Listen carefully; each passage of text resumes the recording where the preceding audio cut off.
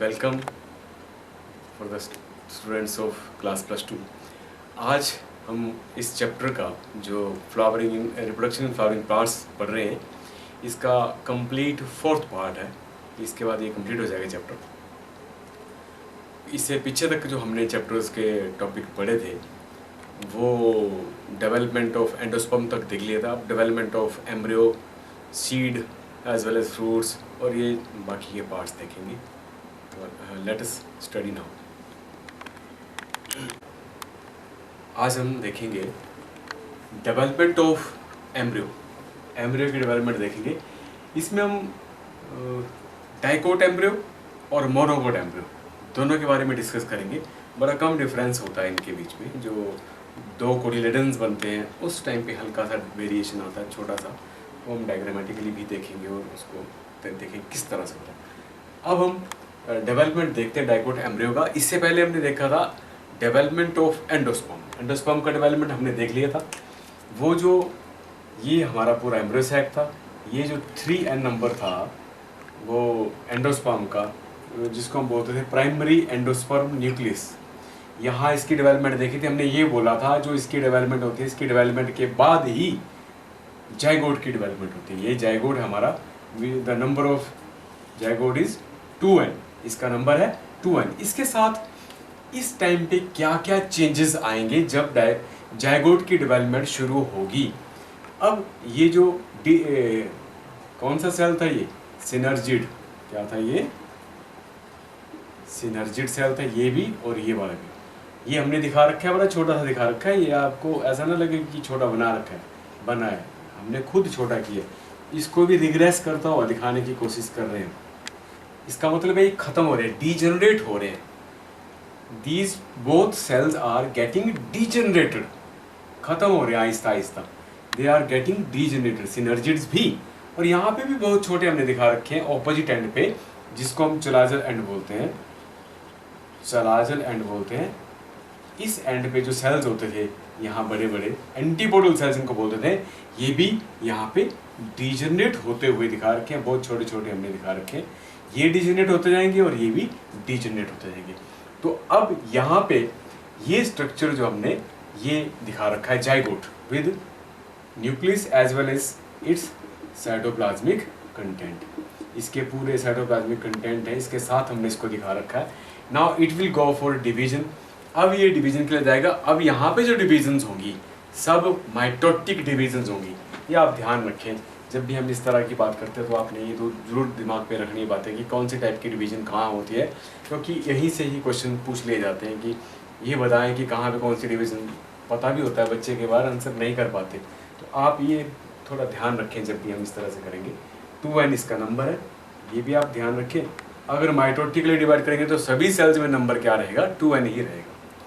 इसमें डिवाइड होता हुआ दिखा रखा है। एक सेल थोड़ा सा लार्ज सेल है, एक थोड़ा सा छोटा है। This is towards the micropylar and. ये एंड है, ये वाला एंड माइक्रोपाइलर एंड, और इसको हम बेसल साइड भी बोल देते हैं। और ये हमारा सस्पेंसर सेल है। ये जो सेल है क्या बोलते हैं इसको? Suspensor cell lying towards the, किस तरफ को है? चलाजल वाली साइड। कौन सी? It is chalazal end. ये दो सेल्स। इसके बाद the one cell getting enlarged, ये थोड़ा सा बड़ा हो गया, और इसको हम हिस्टोरिया भी बोलते हैं। कभी कभी क्या बोल देते हैं इसको? हिस्टोरिया या हिस्टोरियल सेल बोल देते हैं, because it get the nourishment from the embryo. Embryo से ये नरिशमेंट लेता है और इसकी डेवलपमेंट में हेल्प करता है। अब जो ये हमारे पास सेल था, जो इस सेल की अब फर्दर डिविजन्स होंगी और ये सेल्स ये बना देंगे। लगभग 4 से लेके 8 तक सेल्स बना देते हैं। 1 2 3 4 5 6 7 8 इस तरह से सेल्स बना देते हैं। और ये हो गया हमारा टर्मिनल सेल। ये था terminal cell which is lying towards the chalazal end.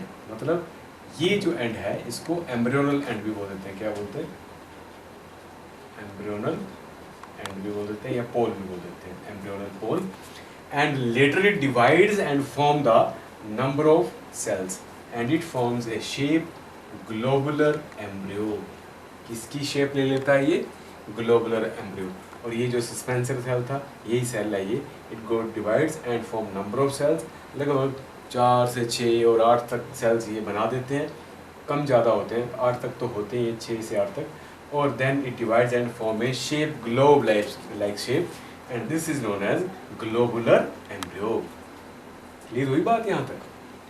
ये आ गया हमारा ग्लोबुलर एम्ब्रियो। अब इस ग्लोबुलर एम्ब्रियो के बाद हल्का सा यहाँ पे मॉडिफिकेशन होगा। ये जो सेल्स हैं कुछ यहाँ से इस तरह से हल्की सी ग्रुप बनानी शुरू करेंगे। ये मैंने यहाँ दिखा रखा है, ये वही सेल हमारा जो नरिशमेंट ले रहा है, और ये बाकी के जो इसके सेल्स हैं ये इस तरह से, and they are forming a shape, and this shape become heart shape. Now the globular changed, जो ग्लोबुलर टाइप ऑफ एम्ब्रियो था उससे अभी चेंज होकर थोड़ा सा हार्ट वाली शेप ले ली इसने, it become slightly heart shaped embryo.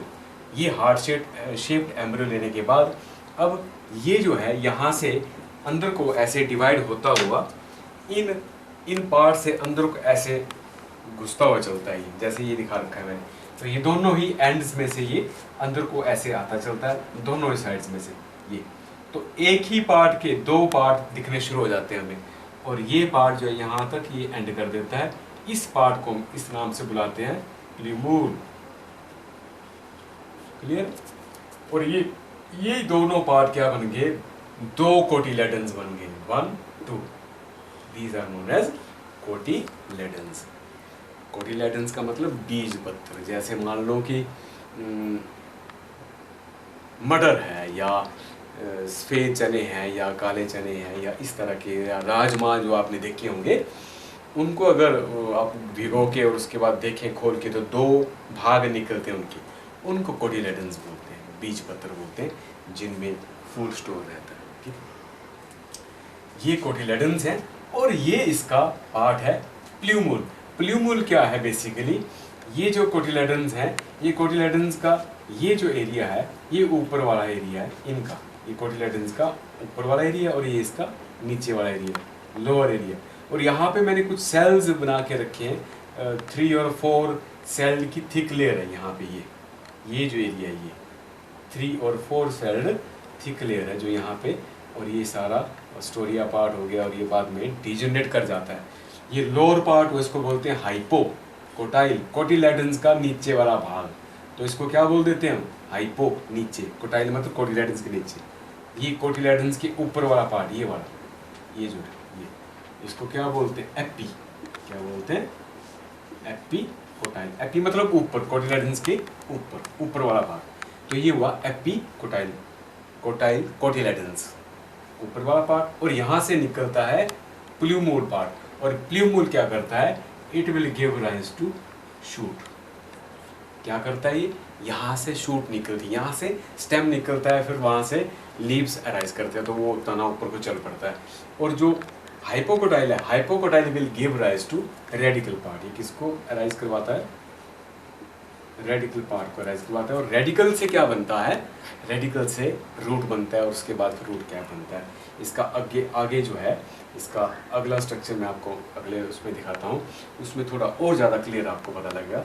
This is all about the dicotyledons, the development of dicotyledonous embryo. Dicot embryo की डेवलपमेंट की हम बात कर रहे हैं। ये 2 कोटिलेडन्स बनते हैं, इनमें ये पार्ट होते हैं। और मोनोकोटिलेडन्स और इनमें आपस में कहाँ डिफरेंस आता है वो भी हम अगले डायग्रामेटिकली देखते हैं। इसके बाद एक बार हल्का सा रिपीट आपको कर देता हूँ। ये पूरा एम्ब्रियो सैक था। एम्ब्रियो सैक में हमने जाइगोट दिखा रखा है, 3N दिखा रखा है। ये प्राइमरी एंडोस्पर्म न्यूक्लियस, जहाँ से एंडोस्पर्म बनता है। और एंडोस्पर्म बनने के बाद हमने यहाँ पे देखा कि ये थोड़े जो एग एपरेटस के सिनर्जिड थे वो डिजेनरेट होते चलते हैं, और उसके ऑपोजिट एंड पे भी एंटीपोडल सेल्स थे, वो भी डिजेनरेट होते चलते हैं, और इनका रोल अब नहीं रहता यहाँ पे। पहले अपना रोल है ये प्ले कर चुके हैं। अब जाइगोट को डेवलप करना था, तो हमने ये जाइगोट का ये वाला पार्ट यहाँ पे दिखा रखा था।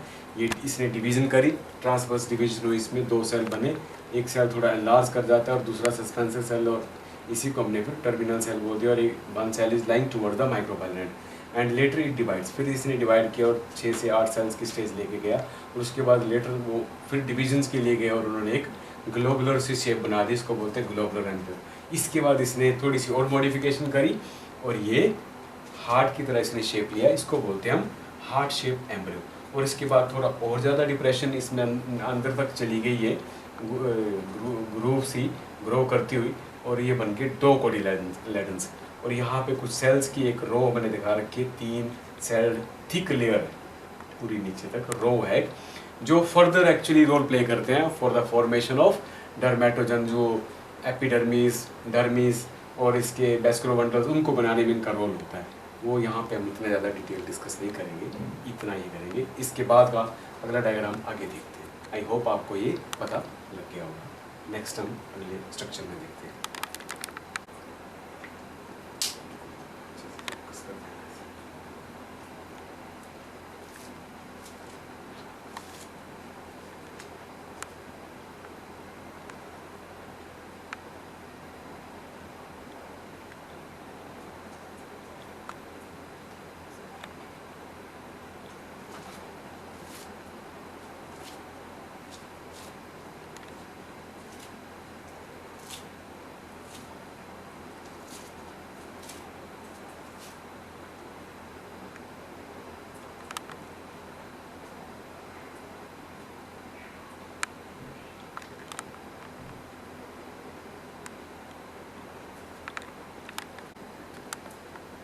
हम देख रहे थे डाइकोट एम्ब्रियो की डेवलपमेंट। डाइकोट एम्ब्रियो में अभी हमने देखा था पीछे डायग्राम में, जो वो प्ल्यूमोल बन रहा था वो ये है 2, यहाँ से वो दिखा रहे थे हम, ये कोटिलेडन्स, ये एक कोटिलेडन, दूसरा कोटिलेडन, ये और ये बने डाइकोटिलेडन्स, ये बने डाइकोटिलेडन्स। और ये पार्ट है, ये क्या है, ये वो प्ल्यूमोल है। अब देखो जी, ये जो कोटिलेडन्स है, कोटिलेडन्स के ऊपर ये आया वो ऊपर वाला पार्ट, ये वाला, ये इसको बोलते हैं एपिकोटाइल। क्लियर हुई बात? और ये है कोटिलेडन, इनके नीचे वाला पार्ट ये है सामने, ये वाला पार्ट, इसको बोलते हैं हाइपोकोटाइल। हाइपो का मतलब नीचे, एपी का मतलब ऊपर होता है, कोटिलेडन से ऊपर। ये कोटिलेडन है ना, ये और ये, इनके ऊपर वाला पार्ट, इसको बोलते हैं एपिकोटाइल। और ये आया कोटिलेडन्स के नीचे वाला पार्ट, यहाँ तक, इस पार्ट को क्या बोलते हैं, हाइपोकोटाइल। कोटिलेडन्स के नीचे वाला पार्ट। हाइपोकोटाइल से क्या पार्ट अराइज करता है, ये रेडिकल पार्ट निकलता है हाइपोकोटाइल से। ये रेडिकल क्या करता है, फिर रूट बनवाता है, क्या, रूट को अराइज करवाता है। It give arise to root को अराइज करवाता है। और इसकी टिप पे यहाँ पे रूट कैप है, और रूट कैप जो है वो रूट की टिप को कवर करने के लिए कुछ लेयर सेल्स यहाँ पे डेवलप होते हैं। ये है हाइपोकोटाइल का रोल। और उसके साथ ही जो एपिकोटाइल है, एपिकोटाइल क्या करता है, it will give rise to plumule. ये प्ल्यूमोल है, प्ल्यूमोल क्या करता है, it will give rise to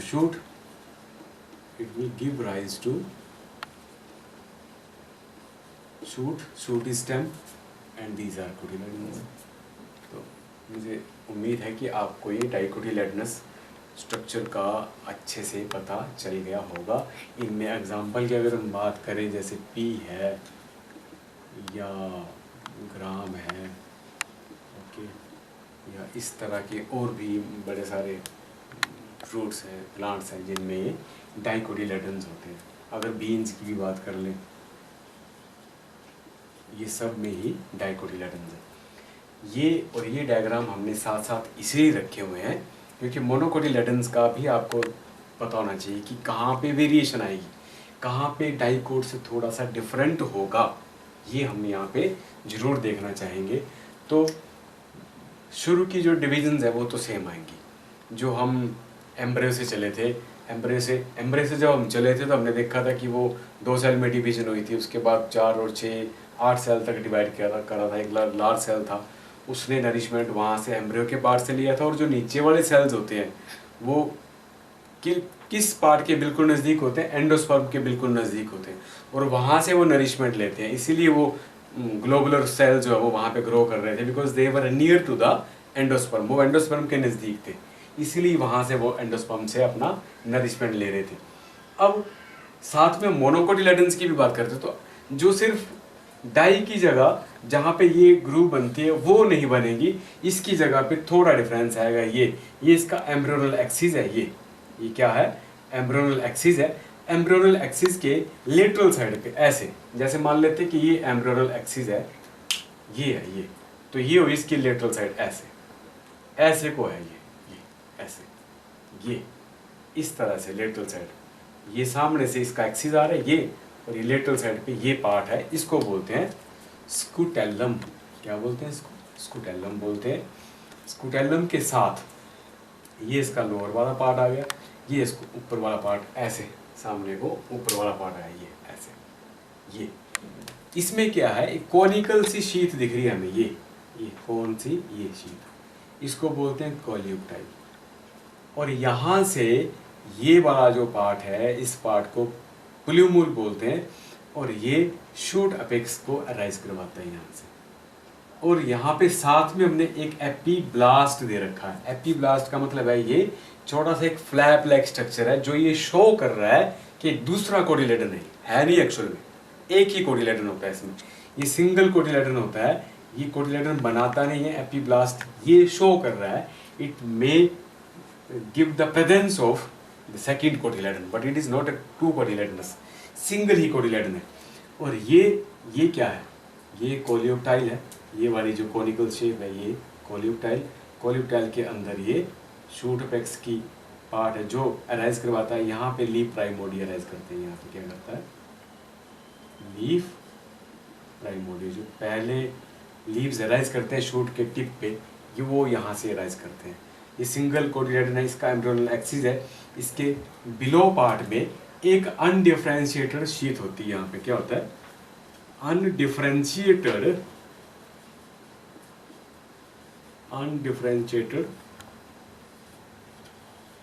sheath of cells. ये डिफरेंशिएटेड नहीं होती है अभी तक, इस तरह की शीथ होती है ये वाली। इसको हम क्या बोलते हैं? कोलियोराइजा। क्या बोलते हैं इसको? कोलियोराइजा बोलते हैं। It surrounds the radical part. ये किसको सराउंड करता है? ये रेडिकल पार्ट को सराउंड करता है। और रेडिकल से क्या निकलता है? रूट निकलती है। और इट सराउंड्स द, इसके पास ही क्या है? Root cap. It will give rise to root cap and this is known as its embryo. ये इसका एम्ब्रियो वाला पार्ट है। अब हम बात करते हैं ये स्कूटेलम।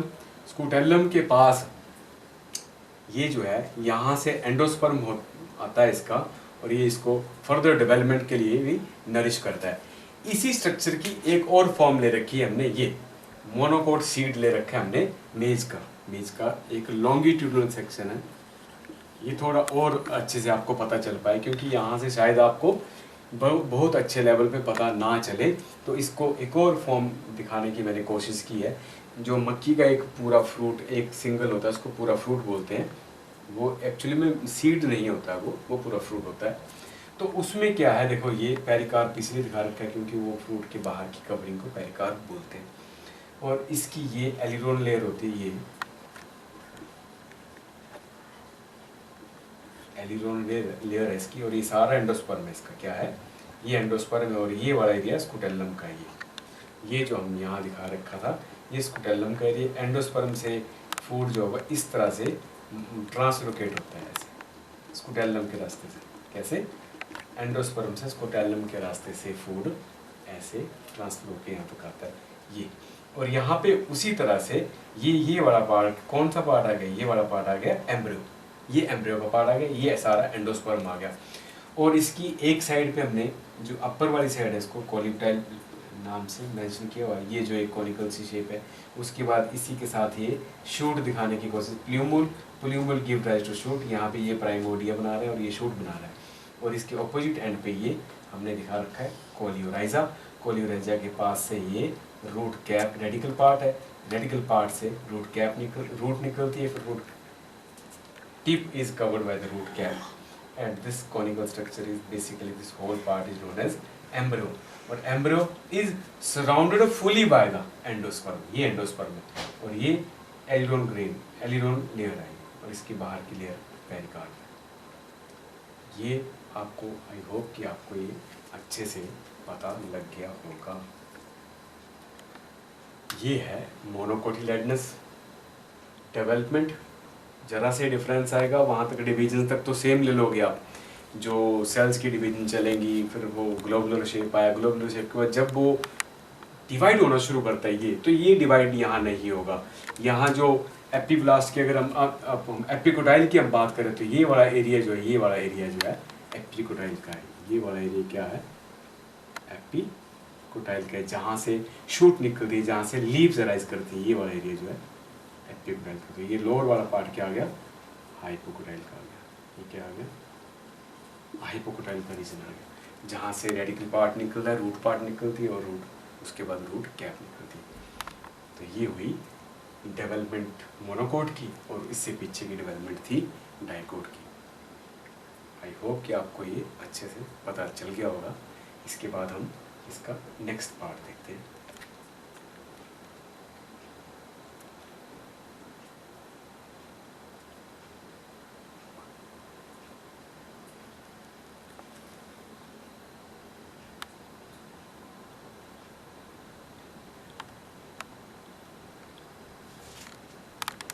अब हम देखते हैं डेवलपमेंट ऑफ सीड। इससे पहले हमने देखा डेवलपमेंट ऑफ एम्ब्रियो, डाइकोट भी देखा हमने, मोनोकोट भी देखा। अब हम डेवलपमेंट ऑफ सीड देखते हैं। डेवलपमेंट ऑफ सीड आपको पता लग गया है, जो ओव्यूल हैं जब वो मैच्योर हो जाते हैं, जब उनके अंदर फर्टिलाइजेशन होगी, आपने देखा कि वहाँ जाइगोट बन गया, एंडोस्पर्म की भी डिविजन्स होगी, एंडोस्पर्म भी वहाँ पे डेवलप हो गया, जाइगोट फुली डेवलप हो गया। तो अब ये ओव्यूल जो है वो जब मैच्योर हो जाएगा, ओव्यूल जो है मैच्योर होने के बाद क्या बन जाता है, सीड बन जाता है। और जैसे ही वो मैच्योर सीड बनता है तो उसमें कुछ ना कुछ चेंजेस भी आते हैं, वो हम इसमें देखते हैं कि वो क्या क्या चेंजेस हैं। जैसे नॉर्मली अगर हम बात करें तो seed contains the food material like endosperm भी उसके अंदर रहता है, उसके अंदर जाइगोट का पार्ट भी रहता है, एम्ब्रियो का पार्ट भी रहता है, और उनके अलावा वहाँ पे बड़े सारे न्यूट्रिएंट हैं, एंजाइम्स हैं, वाटर है, ये सब रहते हैं। और जब वो बिल्कुल ही सूख जाता है, तो सूखने का मतलब होता है डिहाइड्रेशन जब उसमें हो जाती है, तो जो उसकी बाहर की जो इंटेगुमेंट्स होती हैं वो टोटली ड्राई कर जाती हैं, बिल्कुल ड्राई अप हो जाती हैं, पता ही नहीं चलता कि इंटेगुमेंट है कहाँ पे। और वो ड्राई होने के बाद उसका जो वेट है वो बिल्कुल सूखने के बाद डिफरेंट हो जाता है। 15 to 20% अप्रोक्सीमेटली जो उसका वाटर वेट होता है, वाटर की वजह से जो पानी है वो उसका लेवल कम होने के बाद ड्राई अप हो जाता है। हम अब ये देखना चाहते हैं कि क्या किन सीड्स में या किन किन टाइप के ऐसे सीड्स हैं हमारे पास जिनके अंदर कुछ एंडोस्पर्म जो है वो क्या रह जाता है या कुछ में कंज्यूम हो जाता है। कंजम्पशन करता कौन है, जाइगोट से जो एम्ब्रियो बनता है। एम्ब्रियो की डेवलपमेंट जब होती है तो क्या वो सारा का सारा ही एंडोस्पर्म कंज्यूम कर लेते हैं या कुछ वहाँ पे बचता भी है। इसके बिहाफ पे भी हम इसको कैटेगराइज करते हैं। वो कैटेगराइजेशन है दो पार्ट से, एक है नॉन एल्बुमिनस सीड्स ये, और दूसरे हैं albuminous seeds. Non albuminous seeds को हम एक्स एल्बुमिनस भी बोलते हैं। और होता क्या है, ये वो सीड्स होते हैं जिनमें एंडोस्पर्म टोटली एब्सेंट होता है। नॉन एल्बुमिनस मतलब नॉन एंडोस्पर्मिक सीड्स जिनमें एंडोस्पर्म टोटल एब्सेंट। एब्सेंट का मतलब क्या हो कि when that endosperm is totally consumed, totally absorbed by the developing embryo. जो डेवलपिंग एम्ब्रियो होता है उसको टोटली कंज्यूम कर लेता है, टोटली वो एब्जॉर्ब कर लेता है, तो कोई भी उसमें एंडोस्पर्म नहीं बचता है। एग्जाम्पल के तौर पे पी में, मटर में, ग्राउंडनट में, बीन्स में एक्सेट्रा, इस तरह के बड़े सारे एग्जाम्पल्स हैं जो नॉन एल्बुमिनस सीड्स। तो आपको ये इनके बारे में पूछा जा सकता है, डिफाइन करें, एग्जाम्पल्स लिखें, एग्जाम्पल पूछ के लिखा जा सकता है कि किन किन ऐसे ये सीड्स हैं, एल्बुमिनस है या नॉन एल्बुमिनस। दूसरा है एल्बुमिनस सीड्स जिनमें एंडोस्पर्म प्रेजेंट होता है, बेशक थोड़ा ही हो, थोड़ा ज़्यादा भी हो सकता है, डिपेंड करता है कि कंजम्पशन जो है उसमें द डेवलपमेंट ऑफ एम्ब्रियो जब हुई तो at the time of development of embryo how much amount is consumed, थोड़ा सा अमाउंट वहाँ पे एंडोस्पर्म का कंज्यूम हो गया कि ज़्यादा अमाउंट वहाँ पे कंज्यूम हो गया, दैट डिपेंड्स। तो ये जिनमें थोड़ा बच जाता है एंडोस्पर्म वो एग्जांपल हैं wheat, maize, barley, castor, coconut, sunflower etcetera. There are so many, but ये कुछ एग्जांपल्स आपने ध्यान में रखने हैं, याद भी करना है इनको। ये हुए एल्ब्यूमिनस सीड्स और नॉन एल्ब्यूमिनस सीड्स। उसके बाद बात करते हैं पेरिस्पर्म की। बहुत अच्छा नाम है एक, इसमें से आपको कॉम्पिटिटिव में भी क्वेश्चन आते हैं। ये सब यहाँ से जो क्वेश्चंस है वो कॉम्पिटिटिव जब क्वेश्चंस आते हैं तो वहाँ पे यहाँ से क्वेश्चन जरूर आते हैं, क्योंकि ये आपकी छोटी छोटी बेसिक चीज़ें हैं जहाँ आपको बड़ा ध्यान रखना होता है। पेरिस्पर्म क्या है? This is the remnant part of nucellus in mature seeds. अब इस हो सकता है इस लाइन से इतना ज़्यादा पता ना चले, बोलता क्या है ये मैं आपको आराम से यहाँ पे समझा देता हूँ। ये हमारा क्या है? एम्ब्रियो सैक है। ध्यान से देखना आपने, वो इसके अंदर आपने ऐसे ऐसे देखे थे, ये एक्सेल, ये सिनर्जिड्स, बोलोन्यूक्लाई, यहाँ पे आपने ये देखे थे एंटीपोडल सेल्स, ठीक है। और इसके बाहर क्या देखा था आपने? ऐसे ऐसे ऐसे, क्या बोलते हैं इसको? न्यूसेलस के सेल्स। याद है ना थोड़ा आपको? पेरेन्काइमेटस टाइप के सेल्स होते हैं। तो क्या होता है ये जो हमें लिखा है, remnants of nucellus in mature seeds. ये कैसे रहे? रेमिनेंट कैसे? मतलब जो यहाँ से न्यूसेलस से ये बाहर आ जाता है, some of the cells they come out from this nucellus region and surround it after the embryo sac. Embryo sac के बाहर आ जाते हैं। किसके? एम्ब्रियो सैक के बाहर आके ये इकट्ठे हो जाते हैं। एक फूड जो है, फूड मटेरियल थोड़ा सा ये बाहर आके इकट्ठा हो गया। और जब इस फ्रूट मैच्योर हो गया, फ्रूट मैच्योर होने के बाद जब हमने सीड देखा तो सीड के बाहर निकला हुआ दिखा ये। उस वक्त हमें नहीं पता चलता कि ये है वो। इसको बोलते हैं क्या? पेरिस्पर्म। क्या बोलते हैं इसको? पेरिस्पर्म। पता लग गया अब आपको?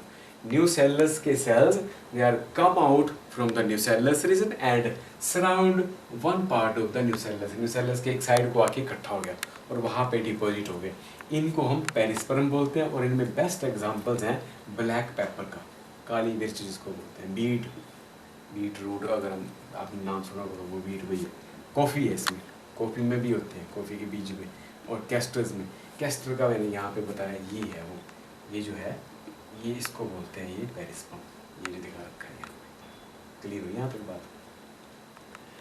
अब पेरिस्पर्म का लग गया पता। उसके बाद हम बात करते हैं जैसे सीड जब मैच्योर हो जाता है तो सीड कोट के साथ क्या होता है? सीड कोट गेटिंग ड्राई, बिल्कुल वो सूख जाते हैं। क्यों? क्योंकि सूखने का मतलब है कि वो 15 to 20% जो वाटर है वहाँ पे वो डिहाइड्रेट हो जाता है, निकल जाता है वहाँ से। बाकी का जो मास वेट बचता है वही उसका बॉडी वेट होता है और उसी की वजह से इसका वेट जो है लाइट हो जाता है। सीड कोट का पता भी नहीं चलता, बिल्कुल इतने ड्राई हो चुके होते हैं। और वहाँ पे आमतौर पे जो माइक्रोपाइल हमने यहाँ देखा था एम्ब्रियो सैक के ऊपर, ऐसे जो आपने वो ये देखे थे आपने इंटेगुमेंट्स, आउटर और इनर इंटेगुमेंट ये। और इसमें मैंने आपको एक कल, अगर आपको याद हो, कल या परसों में देखा था, ग्राम के सीड में, चने के सीड में, इस तरह से मैंने बताया था आपको। ये माइक्रोपाइल होता है। तो माइक्रोपाइल क्या है? माइक्रोपाइल जो पोर जो होता है, छेद जो होता है, वाटर एक्सचेंज के लिए, ऑक्सीजन के एक्सचेंज के लिए इनमें इनका रोल होता है। और आपको एक और चीज़ बताई थी कि पोलन ट्यूब भी यहाँ से एंटर करती है। तो ज़्यादातर ये exchange of water and oxygen के एक्सचेंज के लिए रोल प्ले करता है कौन? माइक्रोपाइल। ये हुआ मैच्योर सीड में हमने देखा कि 10-15% मॉइस्चर जो है वो कम हो जाता है। मेटाबॉलिक एक्टिविटी भी थोड़ी स्लो हो जाती है, मेटाबॉलिक एक्टिविटीज़ भी स्लो हो जाती है, जिसकी वजह से अब जब मेटाबॉलिक एक्टिविटी कम हो जाएगी, बिल्कुल ही ऐसा लगेगा जैसे इनएक्टिव हो गए सीड। इसके लिए टर्म यूज़ करेंगे क्या? कौन सा? डोरमेंसी। क्या टर्म यूज़ करेंगे? एक शब्द यहाँ पे यूज़ करेंगे, डोरमेंसी। क्या? सीड बिकम डोरमेंट, इनएक्टिव, सुप्त अवस्था। अभी बिल्कुल ऐसी स्टेज पे है कि इसको एक्टिव होने के लिए कुछ टाइम लगेगा। तो जब इसको हम कहीं डालेंगे, जैसे मिट्टी में डाल दिया, तो इसको एक्टिव होने के लिए टाइम लगेगा। तो हम बोलेंगे ये अभी ग्रो नहीं कर पा रहा है क्योंकि it is in inactive state, metabolically inactive है। जब वो एक्टिव होगा, जब they are absorbing the water, they exchange the oxygen, gas को एक्सचेंज करेंगे, ले आएंगे अंदर, पानी अंदर आएगा, तो enzymes getting activated and this make it all the activities, metabolic activities active. तो सभी को एक्टिव कर देंगे। उसके बाद जो है वो डोरमेंसी टूटेगी और ये फिर ग्रो करना, मतलब अपना रूट और उसका जो स्टेम है वो ग्रो करना शुरू कर देगा, तो उसको बोलेंगे डोरमेंसी को ब्रेक करने के बाद अपनी एक अवस्था लेना। और उसके बाद हम बात करते हैं डेवलपमेंट ऑफ फ्रूट की। फ्रूट कहाँ से डेवलप होता है? Mature, ovary getting mature. जब ओवरी मैच्योर हो जाती है तो इट बिकम फ्रूट। और फ्रूट के बाहर की जो कवरिंग होती है उसको क्या बोलते हैं हम? पेरिकार्प। अगर थोड़ा याद हो तो उसको क्या बोलते हैं? पेरिकार्प बोलते हैं। जैसे मान लेते हैं कि ये एप्पल ही है तो इसके बाहर का कवरिंग क्या हुआ? पेरिकार्प बोलते हैं इसको। बाहर outer covering of the mature ovary is known as pericarp, और पेरिकार्प ही फ्रूट की कवरिंग है। इनमें दो तरह के फ्रूट्स हम लेते हैं। दो तरह के फ्रूट्स का मतलब true fruit and one is false fruit. The fruits which only formed from the ovary, जो ओवरी से स्पेशली बनते हैं उन फ्रूट्स को क्या बोलते हैं? True fruits. जैसे कौन से फ्रूट? अगर हम बात करें, जैसे मान लेते हैं कि टोमेटो है, टोमेटो, ब्रिंजल, इस तरह के ये जो फ्रूट हैं सारे के सारे ओवरी से बनने वाले फ्रूट हैं, तो इनको हम बोलते हैं ट्रू फ्रूट। तो फॉल्स फ्रूट क्या हो?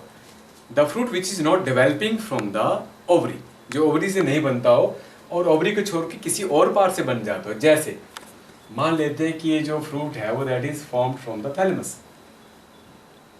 थैलेमस से फ्रूट बन गया, ओवरी से नहीं बना, तो ऐसे फ्रूट को क्या बोलते हैं? फॉल्स फ्रूट बोलते हैं। और एग्जाम्पल क्या है? बनाना, गुआवा, एप्पल, पियर भी है इसका एग्जाम्पल। ये सब एग्जाम्पल है किसके? फॉल्स फ्रूट के। किसके? फॉल्स फ्रूट के। फ्रूट का कंसेप्ट क्लियर हो गया आपका? मैच्योर फ्रूट ओवरी मैच्योर होने के बाद बनता है। पेरिकार्प क्या होता है? पेरिकार्प का पता लगे, आउटर कवरिंग को पेरिकार्प बोलते हैं। पेरिकार्प की भी अपनी लेयरिंग होती है, epi, meso, endocarp. Mostly fruit में हम मीजोकार्प खाते हैं, बीच वाला भाग। एंडोकार्प में सीड आता है और उसकी गुठली वगैरह होती है, उनको हम नहीं खाते हैं। उसके बाद हम बात करते हैं पार्थिनोकार्पिक फ्रूट्स की। ऐसे फ्रूट्स जो डायरेक्ट बन जाते हो, किससे? किसी एग से डायरेक्ट डेवलप कर जाते हैं फ्रूट में, विदाउट अंडरगोइंग द फर्टिलाइजेशन। कोई भी फर्टिलाइजेशन नहीं होती। ऐसे फ्रूट्स को क्या बोलते हैं? Parthenocarpic fruit. पार्थिनो मतलब कोई फर्टिलाइजेशन नहीं है उसमें, फर्टिलाइजेशन के बिना कार्पल जो है फ्रूट में चेंज होना, पूरा कार्पल जो फ्रूट में चेंज हो गया उसको क्या बोलते हैं? Parthenocarpic fruit. और इसके एग्जाम्पल भी हमारे पास क्या है? कौन से एग्जाम्पल है? Banana. Banana is best example. Guava is also best example of parthenocarpic fruit. उसके बाद एक टर्म आती है हमारे पास पार्थिनोकार्पी। देखो इसी से है, रिलेटेड है। पार्थिनोकार्पिक फ्रूट वो फ्रूट हुए जहाँ फर्टिलाइजेशन के कंसेप्ट की बात नहीं करी, एग से डायरेक्टली डेवलप करके पार्थिनोकार्पिक फ्रूट बोलते हैं उनको। तो ये बने कैसे, इसके बारे में भी हम डिस्कस करेंगे। पार्थिनोकार्पिक में क्या करते हैं कि कई बार हम इंड्यूस करते हैं बाहर से, हॉर्मोन्स डाल देते हैं कई बार, ग्रोथ हॉर्मोन्स। जैसे अगर बात करते हैं ऑक्सिन की, किसकी? ऑक्सिन की। तो small amount of auxin is added and it cause the eggs to develop directly into fruit. Fruit में डायरेक्ट डेवलपमेंट कर देते हैं। तो इसको बोलते हैं पार्थिनोकार्पी। और ये लगभग सीडलेस फ्रूट्स बनते हैं। क्या बनते हैं? ये सीडलेस फ्रूट्स बनते हैं। अगर हम एप्पल का भी इसका बनाना का एग्जांपल भी लें यहाँ पे तो ये बिल्कुल सही है। और ये हमने एप्पल दिखा रखा है, ये सारा इसका ऊपरी वाला पार्ट यहाँ, ये सारा पार्ट क्या है?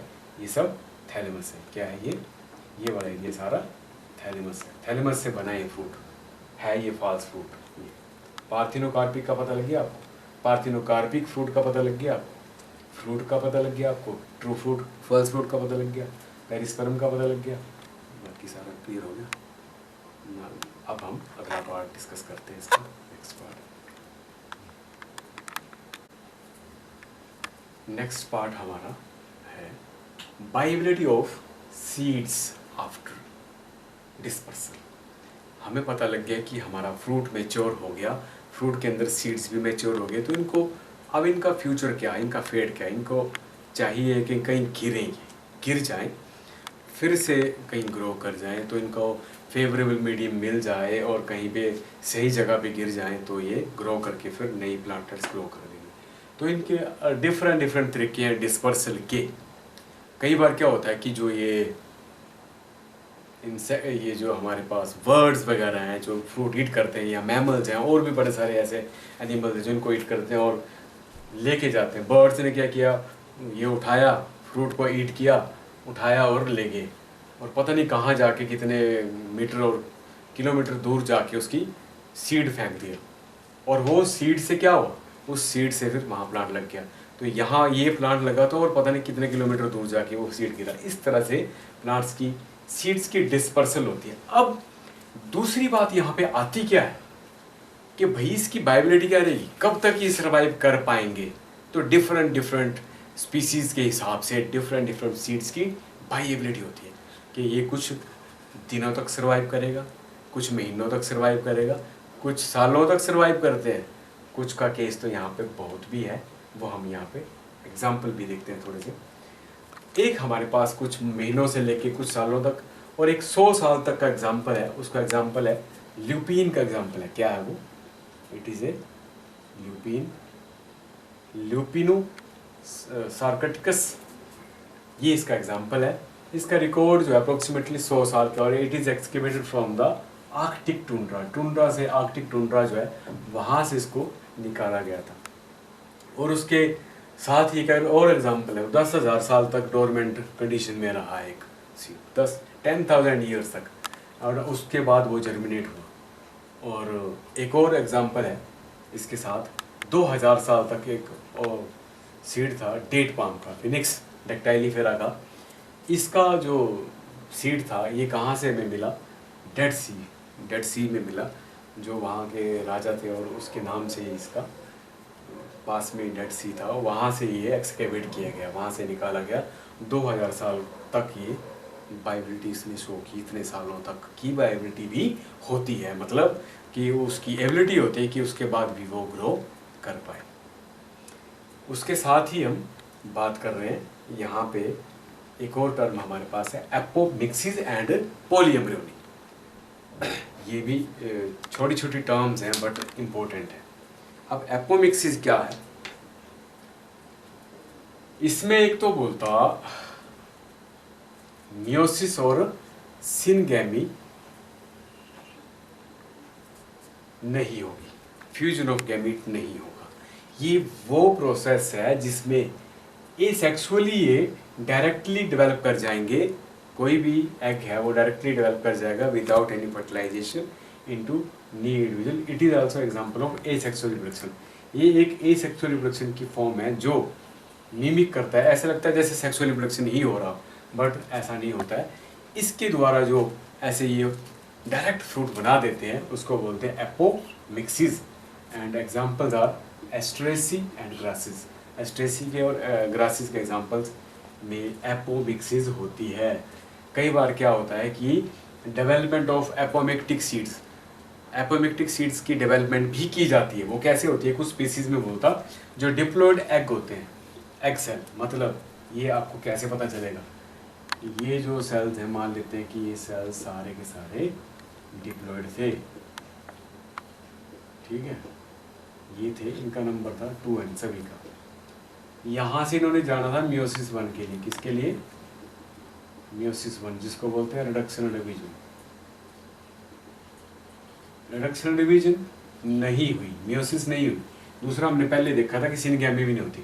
जब मियोसिस नहीं होगी, अगर रिडक्शन डिवीजन नहीं होगी तो डायरेक्ट जो है वो 2n सेल जो है वो डायरेक्टली डेवलप इनटू किसमें, दे डायरेक्टली डेवलप इनटू फ्रूट। और ये सीड जो है वो क्या बन जाएगा, directly develop into fruit means it will become apomictic seed. ये सीड जो ओव्यूल के अंदर हो रहा है सारा प्रोसेस, ये सीड क्या बन जाएगा, एपोमिक्टिक सीड बन जाएगा। अब आप ये सोच रहे होंगे कि एपोमिक्टिक सीड बन जाएगा तो फिर हमें क्या फ़ायदा है, या नॉर्मली इसका क्या किसी सिस्टम में हमें कोई फ़ायदा रहेगा। चलो देखते हैं। In many species embryo sac divide. अच्छा, बड़ी सारी स्पीसीज में क्या होता है, बोलता यहाँ जो हम बात कर रहे थे without reduction develop into embryo, और एम्ब्रियो के बाद बिना फर्टिलाइजेशन के ही ये एपोमिक्टिक सीड बनते हैं। इन सीड्स को बोलते हैं एपोमिक्टिक सीड। बड़ी स्पीसीज में बोलता है जो न्यूसेलुलर सेल्स होते हैं, they are surrounding the embryo sac. Nucellular cells अभी उससे पहले भी हमने देखा था, जो आपने पेरिस्पर्म पढ़ा था। ये आ गया हमारा एम्ब्रियो सैक, और ये आ गया हमारे कौन से न्यूसेलुलर सेल्स। कौन से न्यूसेलुलर सेल्स। ये जो न्यूसेलुलर सेल्स होते हैं ये क्या करते हैं, प्रोट्रूड कर जाते हैं, थोड़ी देर बाहर आ जाते हैं। क्या करते हैं, दे प्रोट्रूड इनटू एम्ब्रियो सैक। यहाँ से निकले और कभी इधर आ गए एम्ब्रियो सैक के अंदर जहाँ ऑलरेडी जाइगोट बनते हैं, और यहाँ घुस गए प्रोट्रूड करके, और ऐसा लगता है उन्होंने डेवलप कर दिया एम्ब्रियो, अलग अलग एम्ब्रियो डेवलप कर दिए। अब एम्ब्रियो सैक के अंदर ऑलरेडी एक एम्ब्रियो डेवलप कर गया था पहले ही, जितने ओब्यूल होंगे उतने ही एम्ब्रियो वहाँ पे डेवलप ऑलरेडी हो रहे थे। तो इन्होंने भी क्या किया, न्यूसेलुलर सेल्स ने क्या किया, ये अंदर आ गए और they start to develop the another embryo, और एम्ब्रियो यहाँ पे इन्होंने डेवलप करना शुरू कर दिया। तो एक ही जो ये सीड बनेगा, मैच्योर ओव्यूल जब होगा तो इसमें नंबर ऑफ एम्ब्रियो होंगे। वैसे इसके लिए एक टर्म यूज करते हैं हम, पॉली एम्ब्रियोनी। पॉली एम्ब्रियोनी मतलब पॉली मतलब बड़े सारे, एम्ब्रियोनी मतलब एम्ब्रियो, बड़े सारे एम्ब्रियो का बनना। ये भी एक तरीका होता है, इसको बोलते हैं पॉली एम्ब्रियोनी। और पॉली एम्ब्रियोनी को अगर हम डिफाइन करें तो इसका यही मतलब होता है more than, when there is a formation of more than one embryo in the seed is called as polyembryony. एक से ज्यादा एम्ब्रियो अगर किसी सीड में बनते हैं उसको पॉली एम्ब्रियोनी बोलते हैं। और